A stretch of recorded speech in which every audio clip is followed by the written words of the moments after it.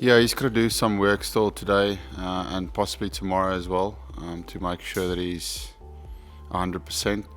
I think with all side strain, especially with fast bowlers, it's a tricky one to when they are ready to come back. So that decision will get made probably tomorrow morning. Tricky one because we're in a position now where we need to win 5 games out of 5. So you want to have your best guys available for selection. But yeah, what you're saying is what we thought as well. Trying to make sure that if he's not 100% or even 90% ready for the game, and even if it's going to shorten game or a bit of rain around, is it worth the risk? So that is the conversations that we have spoken about.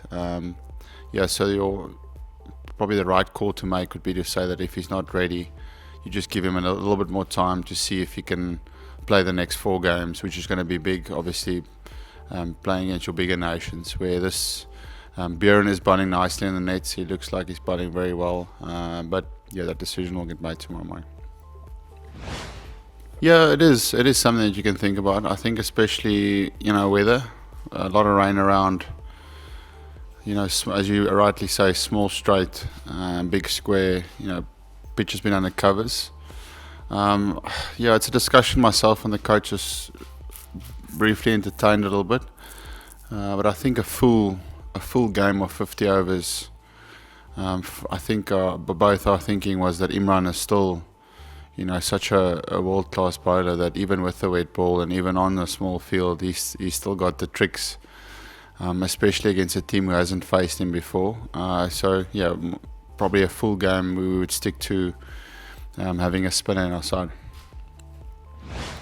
Like we said, week 1 was not an ideal start, was a bad start to the tournament. But that's done now. We have to make sure that we try and put all of our energy and focus into the now and what's coming up next. I truly believe that if we stay if we carry those ghosts of the last week with us, then it's going to be tough to get out of the hole. So that the conversations the last couple of days, and especially with all the rain around, it gives me more time to check in with players to make sure that guys are on the right path mentally more than anything else, that they've put that week behind them, because you can't be looking back now. If you're looking back, then we're just going to almost like float through this tournament, win 1, maybe 2, maybe 3 games, but we're not going to achieve what we want. So the fact that there has been a bit of rain has given me clarity on discussions we need to have in the team, and I feel that's been really good off the field. In an ideal world, yes, you would like more practice, but also one net session now is not going to make the team play better. I believe it's more the conversations we're having behind. Just making sure that we're strong and knowing exactly what we need to do. The style of cricket that we need to play, the intensity that we need to apply. I felt in that first week our intensity and the way that we play was down, and that's not good enough, and that's why our results wasn't the way we wanted. Yeah, very true. Afghanistan. I think what's clear in the world of cricket now is that you can't call teams minnows anymore. You can't call them weaker sides, because they have the ability and the players in their dressing room to change a game. You need 2 or 3 guys in any game to stand up and win you a game, and they've got those players. Obviously, Rashid Khan is probably the standout for them, in the fact that he's proven in T20 cricket that he's certainly probably the best leg spinner in the world in T20 cricket. In 50 over cricket, it gives him a bit more time, but you also don't have to attack him as much as you have to do in one-day cricket. So it's really important for us to make sure that the learnings that there is, from the players that's played against him in the IPL, that we share that knowledge in the dressing room, and just make sure we annihilate that threat. If he bowls and he's not getting wickets, then it gives us an opportunity to make sure that we can get some plays towards other bowlers. When they come into the game is when he gets on a roll and he gets 2 or 3, 4 or 5, in quick succession. Which he has the skills to do. So it's just about making sure you know when he comes on to bowl, what his job is. His job is to try and get a few wickets and put some pressure on our batting lineup.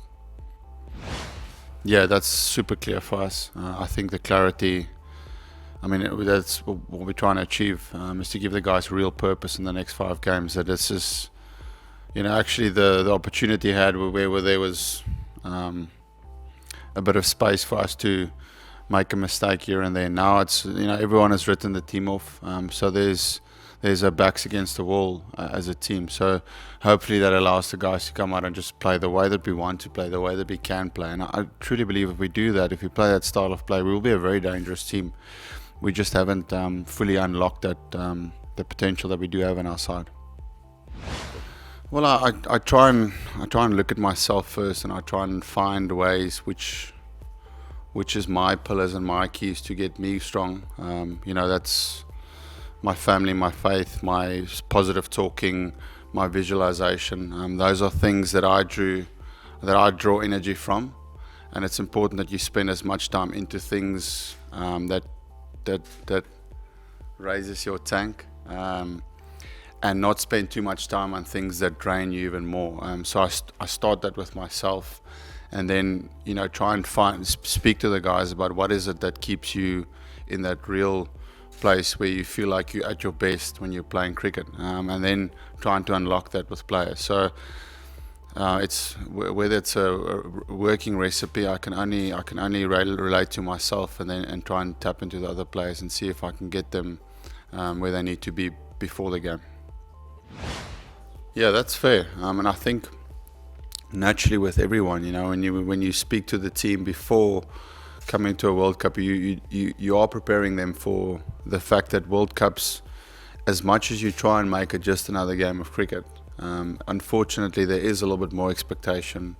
There is a little bit more on you as a player, and the same thing is for a captain or a coach. So definitely the start that we've had has made that really, really challenging, and that is something. It's probably been the biggest challenge if you look over a career. We haven't had a run of 3 games on the bounce where you lose, where you feel like it's do or die now. As I said, in series, normally you always have another opportunity to come back. The one series that we find really tough was against India, but I was injured for that series against India in South Africa. So yeah, from a challenge myself as a leader, this has been right up there. But I suppose that's what the last 2-3 years of captaining the side has prepared me for, whether it's good situations or bad situations. You try and mature as much as you can as a captain to try and be ready for when it's really, really tough, because then the team looks to the leaders in the side. So yeah, it's a hard time, but it's also a time that I'm really owning up to the fact that I need to step up and make sure that I lead the team in a time when they need me.